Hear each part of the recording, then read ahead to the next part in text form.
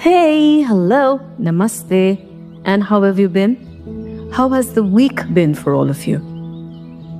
Today's topic is something that I have a rather strong opinion about. I'm one of those who is present on social media, but I'm not necessarily someone who keeps posting everything on social media. I don't keep people updated about what's happening on social media. I would rather pick up the phone and talk to them and connect with them. And let me tell you, all the ones who are connected with me know exactly what I'm doing.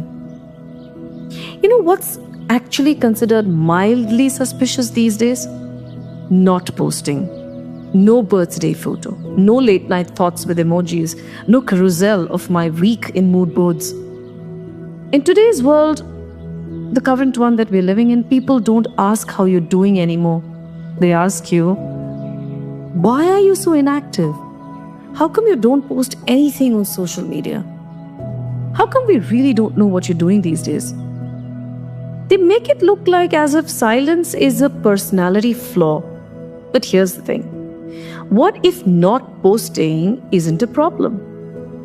What if it's a choice, like it's for me? I'm going to tell you this very real story of this friend of mine, Ananya. She used to post everything. Her morning cup of chai, gym mirror selfies, office desktop, her drive to office, sometimes her train journey back home. Sunsets every day. Frankly, they all looked the same, but somehow each one deserved a different caption. She wasn't doing it just for attention. She was doing it because everyone else was, and she didn't want to be left out. Then one day, she just stopped. No dramatic announcement, no taking a break story. Days passed, then weeks. And she still went to work. She still met her friends. She still laughed. And she laughed a lot actually. But none of it made it online. And something strange happened. She started enjoying moments while they were happening. She wasn't thinking anymore about whether, would this make a good story? When she went out to eat with her friends, she actually enjoyed the food. She didn't waste 20 minutes posting pictures of the food that she was eating. She didn't have to care about angles or filters. She didn't have to worry about writing captions. She was just there. And one evening, her sister asked her, "You've been so quiet lately. Is everything okay?" Ananya smiled and said, "Yes, I think I'm finally living my life instead of reporting it." And when she told me the story, that line stayed with me. Because somewhere along the way, we quietly learned this rule. If it didn't get posted, did it even happen? Now let me be clear. Posting personal stuff isn't bad. I'm not saying only the quiet exists beautifully. There are real reasons that people share. Loss, grief, struggles, tragedy. And sometimes that does help them heal. Sometimes people genuinely want connection. That's human. But there's another truth too. For some, sharing very personal stuff becomes a way to be seen because they feel unseen. For others, it becomes less about healing and more like a spotlight, a search for validation or sympathy. And that's where it starts getting complicated. Not every heartfelt post is attention-seeking. I agree. Not every silence is peace. But sometimes silence lets you feel things without performing them. And here's the soft truth that we don't say enough. None of us owe the internet a version of ourselves.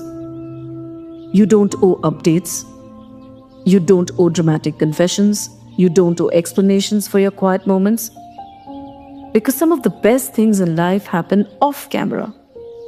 That one conversation that changes you. That sunset you watch without taking a photo.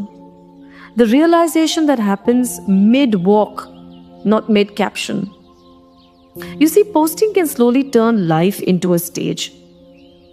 You start doing things for later. You become a little more performative. You start doing things for the likes, for the replies, for the validation, and then when you step away, something gentle returns. Privacy, slowness, a sense of self that isn't constantly being edited. Now I'm going to tell you, I am not anti-social media. In fact, I say post if you love it. Share it if it feels healing. Speak up if it feels real. But don't let silence make you feel guilty. And don't let sharing become your only way of being heard. A quiet life is not an empty one, and some people bloom in public, some people grow in private. And neither is better. They're just different rhythms. So if you haven't posted in days, weeks, or months, and your life still is moving, and it's still meaningful, it's still yours. You're doing just fine. You're not falling behind.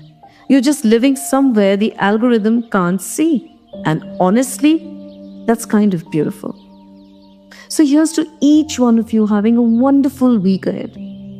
Whether it's you loving posting everything that you do, or whether it's you just deciding that you just want to be quiet and enjoy life offline. The choice is yours. Have a great week ahead, everyone, and we'll speak to you again next week. Bye for now.